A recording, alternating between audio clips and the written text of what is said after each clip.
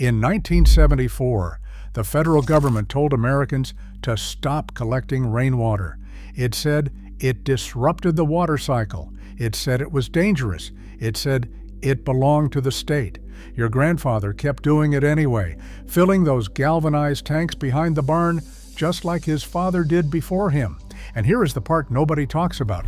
Scientists now say decentralized rainwater collection actually reduces flooding and groundwater depletion. The government got it exactly backwards. Number 7 on this list was classified as a public health hazard in 1968. Today, the CDC quietly acknowledges the method is more effective than what replaced it. Number 14 was banned outright in 3 states. The lobbying group that pushed that ban was funded entirely by utility companies who stood to lose millions. These 25 tricks weren't abandoned because they stopped working. They were abandoned because somebody got rich when you forgot them. Your grandparents built lives, raised families, and survived disasters using knowledge that took centuries to develop. Then, a generation of regulations, corporate advertising, and suburban zoning wiped it out in 30 years.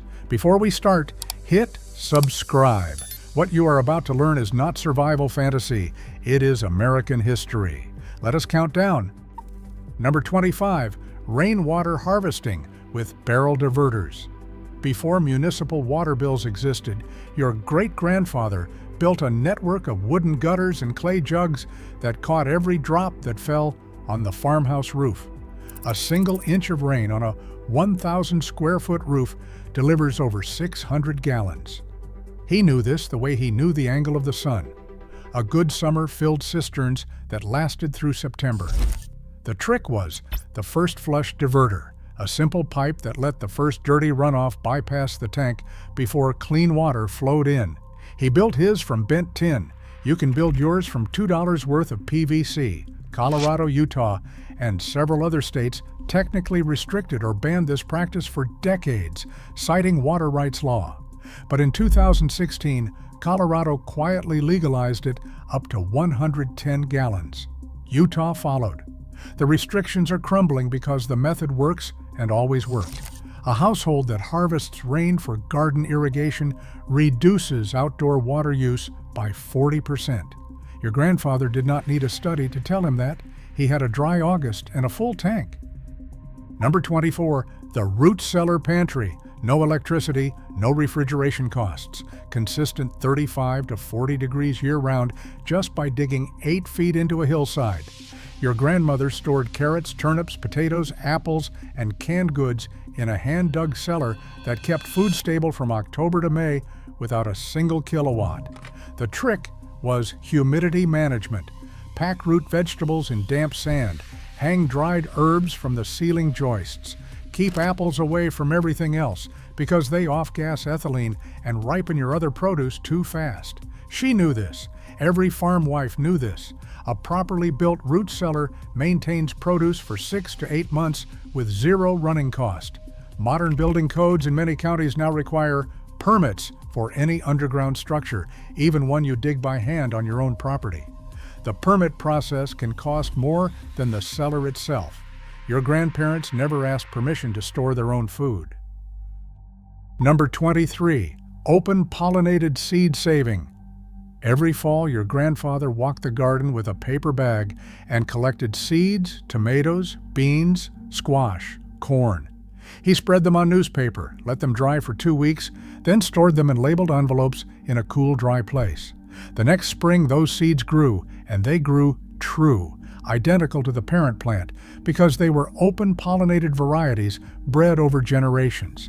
By 1970, seed companies had begun quietly replacing open-pollinated varieties with F1 hybrids that produce sterile second-generation seeds. By 1990, small regional seed companies were being bought out at a rate of dozens per year. Today, a handful of corporations control over 60% of the global commercial seed supply. Planting patented GMO seeds and saving them for replanting is technically a federal offense. Your grandfather never needed a license to grow food from his own harvest. Seed libraries now exist in all 50 states, specifically to preserve this knowledge. Use them. Number 22. Backyard animal slaughter. In 1952, if your family raised hogs, you slaughtered them yourself in November when the weather turned cold. A 250-pound pig yielded hams, bacon, sausage, lard, cracklings, head cheese, and blood pudding. The whole neighborhood came. Everybody worked. Nobody wasted a single thing. Municipal ordinances began banning backyard slaughter in the 1960s and 70s, ostensibly for sanitation. But inspectors rarely showed up at commercial slaughterhouses, where conditions were genuinely horrifying. The laws targeted small producers who were direct competition to industrial meat packers. The technique your grandfather used, a single well-placed shot or a captive bolt followed by immediate exsanguination, is actually the most humane and sanitary method available. More than a dozen states still explicitly permit small-scale personal use slaughter. Check your local ordinances. The knowledge is worth preserving. Number 21st, lard as the only cooking fat you need. First pattern break.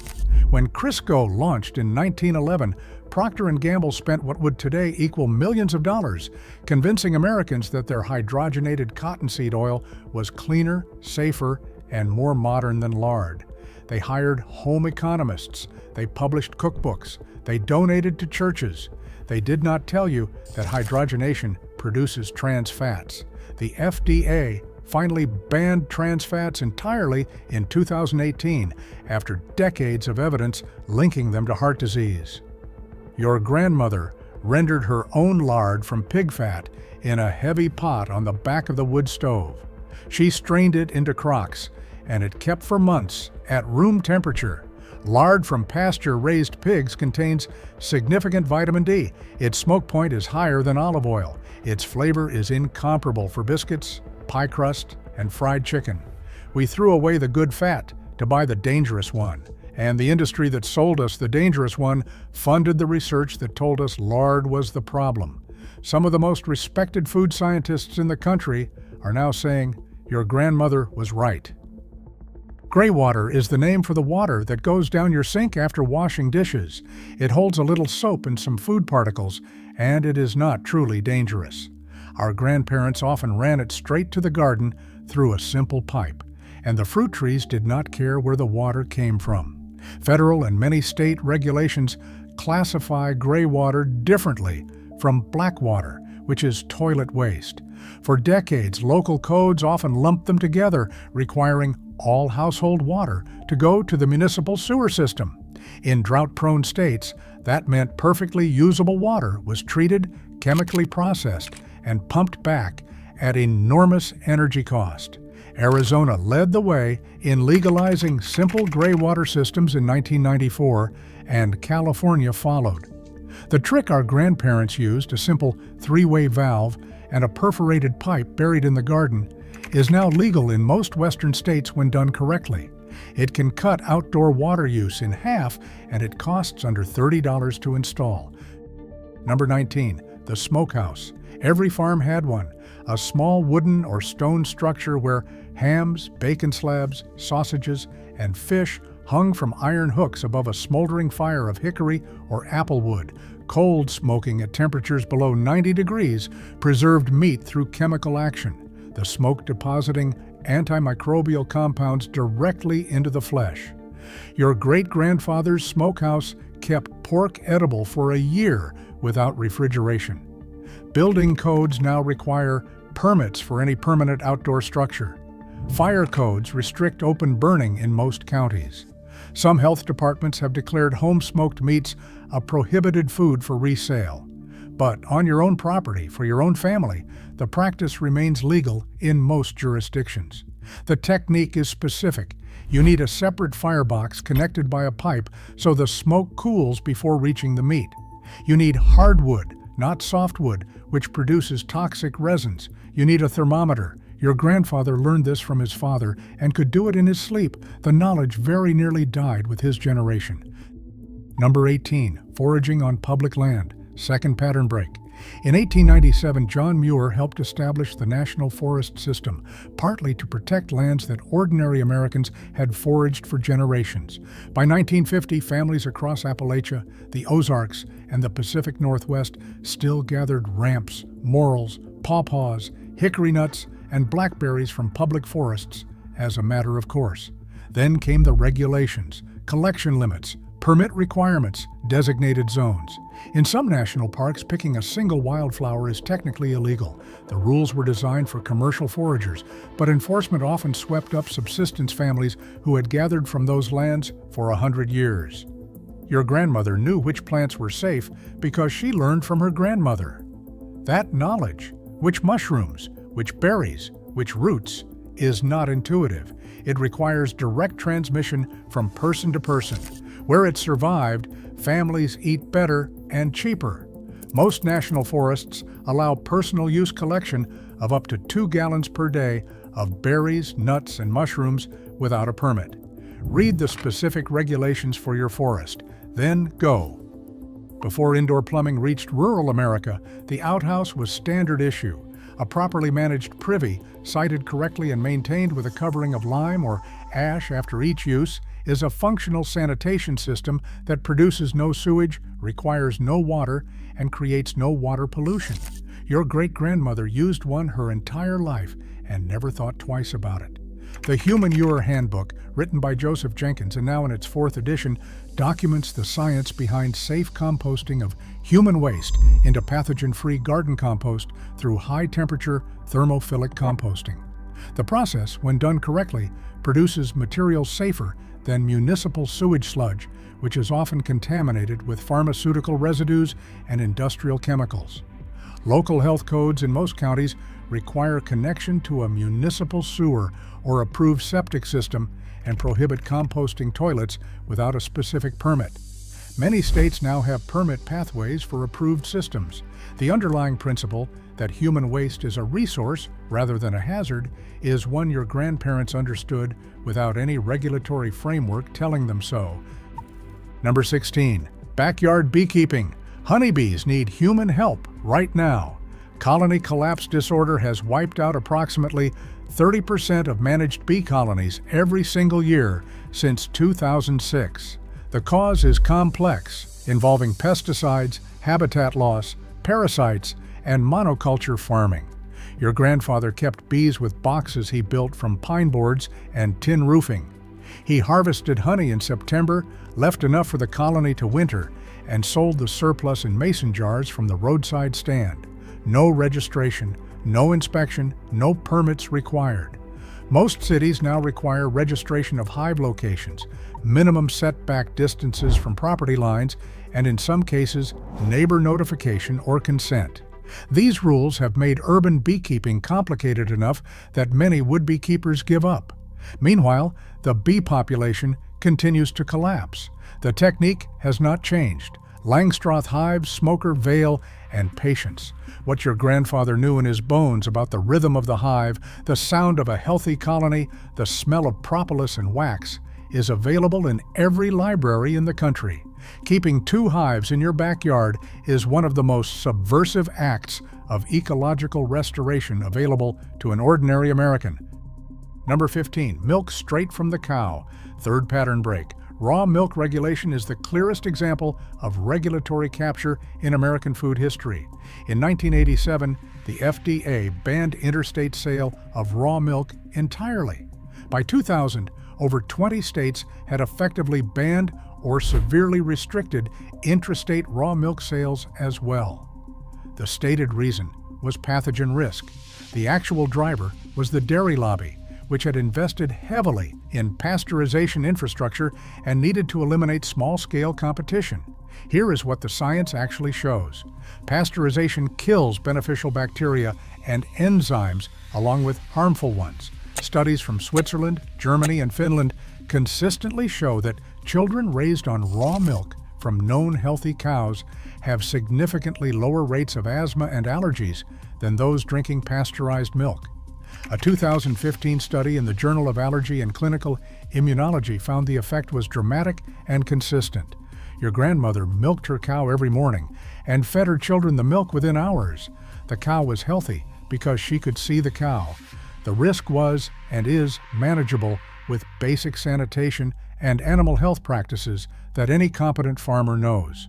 31 states now allow some form of raw milk sale, often through herd share arrangements. The knowledge is worth having, even if the access is complicated. Beyond garden irrigation, your grandparents built ceramic filtration systems that turned roof-collected rainwater into drinking water. The slow sand filter is a technology dating to the 1820s. It uses layers of gravel, sand, and biological organisms to remove pathogens without chemicals or electricity.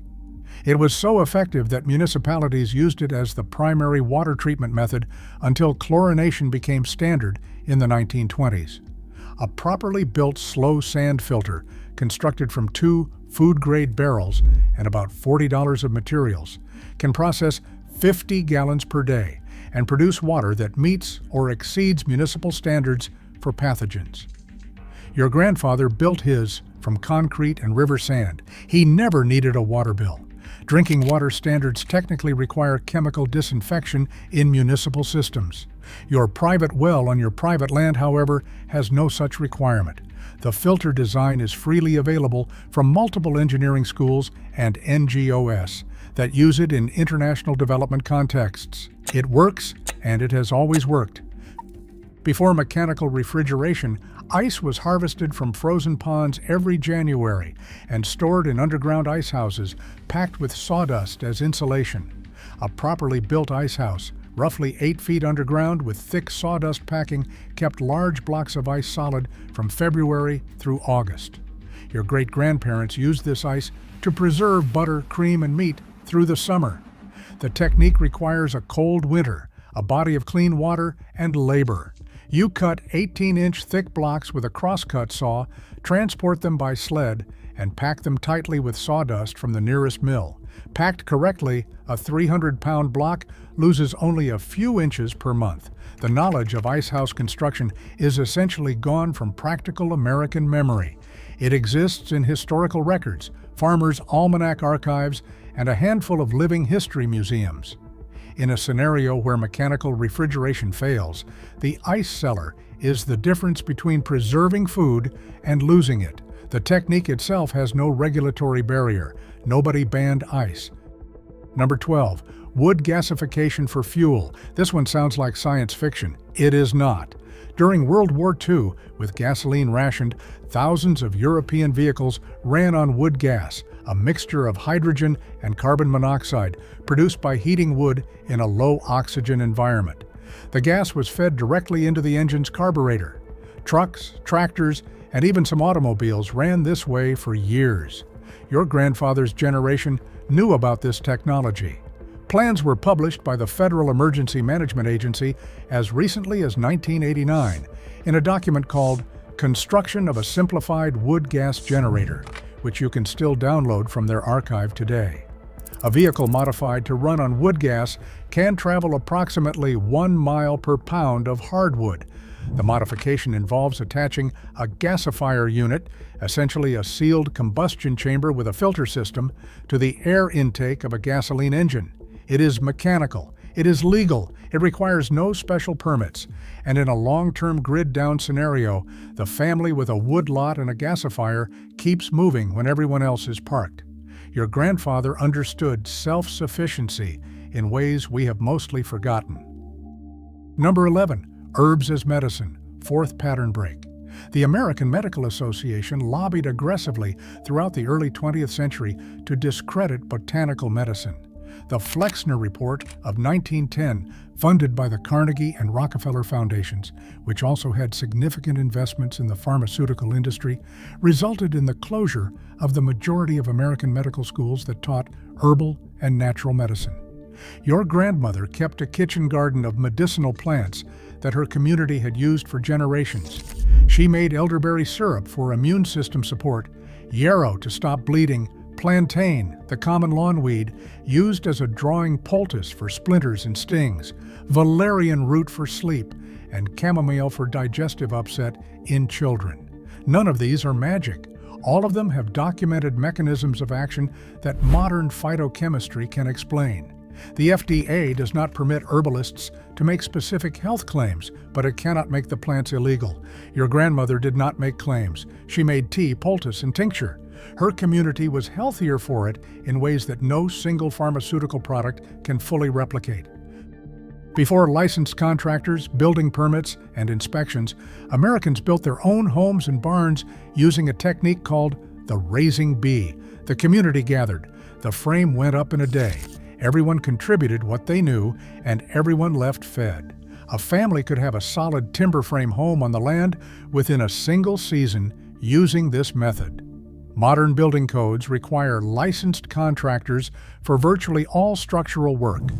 Owner-builder permits exist in most states, but they are cumbersome and often require you to occupy the structure yourself for a minimum period before sale.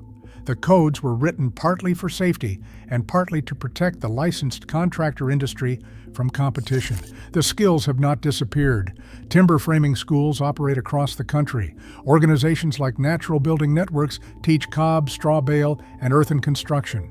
Your grandfather built his own house, and it stood for 100 years. The most important regulation you face is your county setback and minimum square footage requirements. Know those numbers.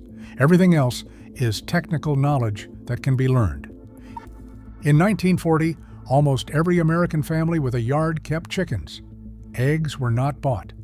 Eggs were collected each morning from 12 birds that also ate kitchen scraps, controlled insects, and produced manure for the garden. The system was closed, elegant, and cost almost nothing to maintain. By 1960, zoning laws in most American cities had banned livestock within city limits. The laws were driven by complaints about smell and noise, legitimate concerns in high-density areas, but applied with a broad brush that eventually made backyard chickens illegal in suburbs that had nothing like the density that would justify the rule. The urban chicken-keeping movement has reversed much of this.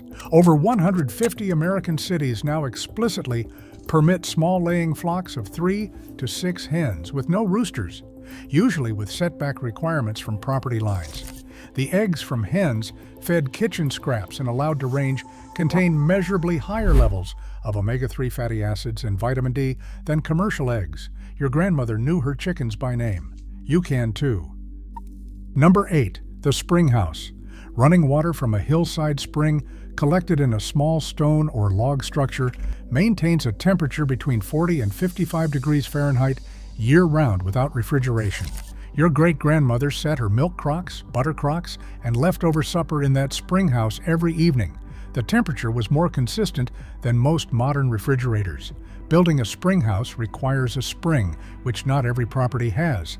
But in areas with springs, the technique works perfectly without electricity, permits, or maintenance costs beyond keeping the structure clean. The spring itself must be tested for purity, and any state agricultural extension office will do that free of charge. Health codes require refrigeration at or below 41 degrees Fahrenheit for commercial food storage. Your private spring house serves your private family and has no such regulatory burden. The technique is free. The water is free. The cold is free. Your grandmother used it until she got a Frigidaire, and she always said the milk tasted better before. Boiling water bath canning, your grandmother's standard method for preserving tomatoes, pickles, jams, and fruit, is now officially restricted by the USDA to high-acid foods only. Low-acid foods like beans, corn, meat, and most vegetables are required to be pressure canned because only the higher temperatures of a pressure canner reliably destroy Clostridium botulinum spores. The problem is that your grandmother canned everything in a water bath for decades, and she killed no one. She did it with skill, judgment, and knowledge passed down from her mother. She understood which foods were acidic enough to be safe. She knew the signs of a bad seal. She tested every jar. This is not an argument against pressure canning. A pressure canner is worth owning. but the regulatory climate around canning has so frightened people that many have abandoned food preservation entirely, choosing instead to buy canned goods from commercial processors whose methods are far less subject to home inspection than anything your grandmother did in her spotless kitchen. Learn both methods. Use both. The knowledge belongs to you. Number 6. Hunting and trapping for the table. Before game management regulations, before licensing requirements, before mandatory hunter education courses, American families hunted and trapped because they needed to eat. Your great-grandfather ran a trap line in November that yielded mink, muskrat, beaver, and rabbits. The meat fed his family. The pelts paid for flour and salt. Nothing was wasted. Modern hunting and trapping regulations are extensive, often expensive, and vary dramatically by state. The underlying principle that wild animals are a public resource managed by the state is sound, but the licensing costs and permit requirements have made subsistence hunting inaccessible to many of the families who most need it. What has largely vanished is the knowledge. Field dressing a deer, preparing a muskrat, rendering fat from a beaver tail, knowing which cuts to dry and which to cook fresh. This is biological and nutritional knowledge of the highest order. It kept your grandfather's family fed through the Depression when the grocery store was not an option. Fifth pattern break. Hydraulic drilling companies, which emerged as the dominant well drilling industry in the mid-20th century, lobbied successfully in most states to require licensed contractors for any new well installation. The stated reason was aquifer protection and water quality. The actual effect was the elimination of the hand-dug well, a technology your grandfather and every grandfather before him used to provide clean water to his family without paying anyone. A properly hand-dug well, lined with stone or brick, cased to exclude surface water, and fitted with a hand pump, provides reliable, clean water from shallow aquifers that no drought can touch. The technique is labor-intensive, but not technically complex. It requires basic masonry skills and the knowledge to identify the water table, which in most regions is visible in the landscape if you know where to look. In a grid-down scenario, a drilled well with an electric pump produces nothing. Your grandfather's hand-dug well with a hand pump produces 100 gallons a day as long as your arm works. The well diggers who knew this trade are almost entirely gone. The knowledge survives in historical records and in communities, primarily Amish and Mennonite, that never stopped using it. Number 4. Solar dehydration. Before electric dehydrators, before freeze-drying, before the snack aisle of the supermarket, your grandmother dried everything.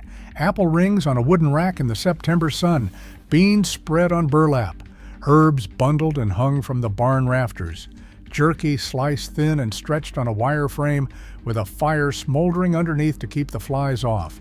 A simple solar dehydrator, a wooden box with a glass lid and a dark interior, can dry fruit and vegetables in 2 days using nothing but sunlight. The dried product stores at room temperature for 6 months to a year, depending on the food. Your grandmother's dried apple rings, packed in paper bags in the root cellar, lasted until February. There is no regulation against drying your own food. This is the most purely legal entry on this list. What there is forgetting. The knowledge of proper drying temperatures, the importance of blanching vegetables before drying, the signs of case hardening that trap moisture inside while the outside looks dry. This knowledge is almost gone from ordinary American households. It takes an afternoon to learn. It is worth a winter of food security. Adobe construction, walls made from a mixture of clay, sand, straw, and water, has been used in the American Southwest for over 1,000 years. The Pueblo people built multi-story structures from it that are still standing. Your great-grandparents in New Mexico and Arizona built with adobe as a matter of course. The walls stay cool in summer and warm in winter because of their thermal mass.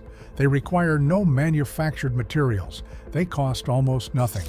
Modern building codes in most counties require certified structural engineering, minimum insulation R values, and approved materials lists.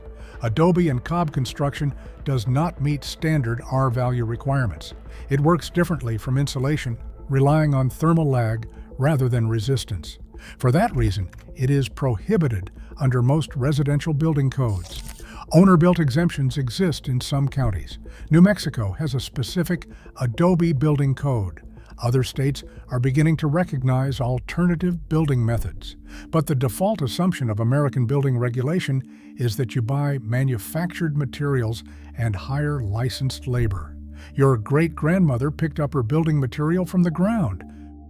Prohibition ended in 1933, but home distillation of spirits remained and remains a federal felony in the United States, with penalties of up to $10,000 and 5 years in prison. The regulation exists to protect federal excise tax revenue. It has nothing to do with safety. Your grandfather fermented apple cider into hard cider that kept through winter. He probably knew someone who ran a small still. The knowledge of fermentation, which is entirely legal, is the foundation of food preservation. Sauerkraut, kimchi, sourdough, vinegar, cheese, yogurt, kefir, beer, wine, and mead are all fermented foods that your grandmother made routinely. They require no special equipment. They are among the most nutritious forms of preserved food ever developed. Home brewing of beer and wine is legal at the federal level and in most states. Home distillation is not, but the fermentation knowledge that underlies everything, the understanding of wild yeast, bacterial cultures, and the transformation of raw food into preserved food is knowledge that belongs to your family and to every family that came before yours. Number 1. Total energy independence. This is not a single trick. It is a philosophy, and it is the one that connects everything else on this list. Your great-grandfather's farm ran on sunlight, wood, water, and animal labor. He grew his own fuel, his own food, his own medicine, and his own building materials. He was not poor, he was sovereign. He owed nothing to a utility company because utility companies did not exist yet. He owed nothing to a seed company because Monsanto did not exist yet. He owed nothing to a grocery chain because there was no grocery chain within 40 miles. The entire infrastructure of modern American dependency, the grid, the municipal water system, the commercial food supply, the pharmaceutical supply chain, was built within living memory and sold to us as progress. It is progress in many ways. But your grandfather knew something the generation that came after him forgot. A man who produces nothing is dependent on whoever produces everything. Every item on this list is a piece of that sovereignty. Rainwater and wells give you water independence. The smokehouse and the root cellar give you food security. The composting toilet and the gray water system close your waste loop. The wood gasifier and the solar panels cut your energy cord. The seed saving and the chicken flock and the kitchen garden and the foraging knowledge give you a food supply that no supply chain disruption can touch. None of this is fantasy. None of this is prepping paranoia. It is how human beings lived on this land for the entire length of American history before the last 60 years. Your grandparents knew all of it. We forgot it in a single generation because forgetting was profitable for someone else. Here is your challenge. Pick one, just one. Collect rainwater this week if it rains where you are. Plant a row of open pollinated seeds. Find a neighbor who keeps bees and ask them how they started. Buy a used pressure canner at a thrift store and learn to use it. Tell me in the comments which one you are trying first. Tell me if your grandparents did any of these, because I promise you somebody in your family tree knew every last trick on this list. That knowledge did not die. It just went quiet. It is time to start listening again.